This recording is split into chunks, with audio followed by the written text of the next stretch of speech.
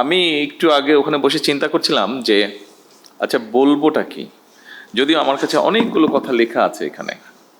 আমি চিন্তা করছিলাম বলবোটা কি, এই জন্য চিন্তা করছিলাম যে আমার আগে যারা বক্তব্য রাখলেন এবং আমার যে এক্সামটা কিছুক্ষণ আগে হয়ে গেল, আমার মনে হয় মোটামুটিভাবে সেখানে বক্তব্যের সব কিছুই চলে এসছে।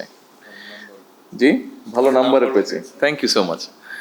তো এখন আসলে বলার বোধহয় খুব বেশি কিছু নেই, বলি যা বলার সেটা বলা হয়ে গেছে, এখন বোধহয় কাজ করার সময়। আপনারা যারা এখানে নতুন এন্টারপ্রেনার আছেন, উড বি এন্টারপ্রেনার আছেন, যারা এগিয়ে আসতে চাচ্ছেন, যারা কিছু করতে চাচ্ছেন, আপনাদেরকে একটা কথা আমি শুধু বলি, আপনারা যেটা করতে চাইছেন, it's not so easy, it's very difficult, it's very difficult, কিন্তু আপনি পারবেন যদি আপনার ইচ্ছা থাকে। আমি আমার লাইফের একটু ছোট্ট একটু বিষয় তুলে ধরতে চাইছি। আপনাদেরকে নিরুৎসাহিত করছি না, আমি আপনাদেরকে উৎসাহ দিতে চাইছি। দেখুন, আমার লাইফে আমি ব্যবসা বাণিজ্য করেছি, যতটুকু ডিসেন্টভাবে বেঁচে থাকার জন্য প্রয়োজন আমি ব্যবসা বাণিজ্য করেছি। কারণ আমার লাইফে ব্যবসা বাণিজ্য শুরু করতে না করতেই আমি রাজনীতির সাথে জড়িয়ে যাই।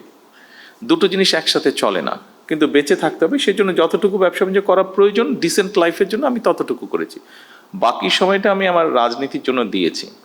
এখানেই আমি ঠিক করে নিয়েছি যে এখানেই আমাকে এগিয়ে যেতে হবে।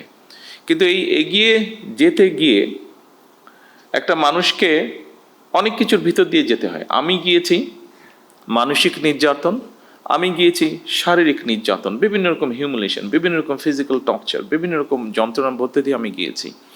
অনেক ধৈর্যের পরীক্ষা দিতে হয়েছে। তারপরে আমি আজকে আলহামদুলিল্লাহ আল্লাহর রহমতে একটা জায়গায় এসেছি।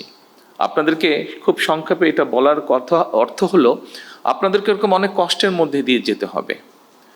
তবে আপনাদেরকে এতটুকু বলতে পারি, এই মুহূর্তে আমার সরকারের অবস্থান থেকে আমি বলতে পারি, আমরা আছি আপনাদের সাথে, আপনাদেরকে হেল্প করার জন্য, আপনাদেরকে পথ দেখানোর জন্য, আপনাদের পাশে দাঁড়ানোর জন্য আমরা আছি।